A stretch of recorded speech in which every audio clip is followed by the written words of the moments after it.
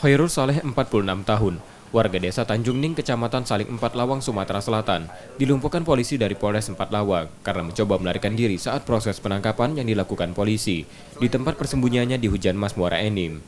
Tersangka diburu polisi selama 8 bulan setelah melakukan perampokan bersama 3 rekannya yang lain pada 2 pengusaha kopi. Pada polisi, tersangka mengaku merampok korban dengan menghadang laju kendaraan korban dengan pohon besar di tengah jalan lintas Sumatera, lalu merampas uang tunai korban. Setelah perampokan, mereka kemudian melarikan diri hingga ke Lampung dan terakhir di Muara Enim.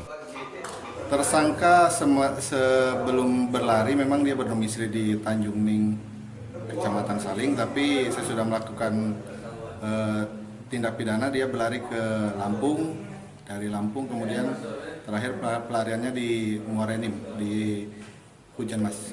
Dalam kasus ini apakah ada tersangka lain?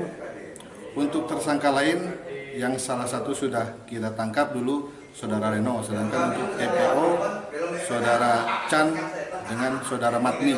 Untuk tersangka dijerat kasus 365. Ancaman hukuman 9 tahun. Kerugian korban sekitar 58 juta.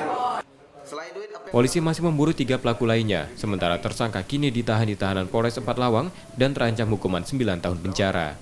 Sukma Aldino, Kompas TV, Empat Lawang, Sumatera Selatan.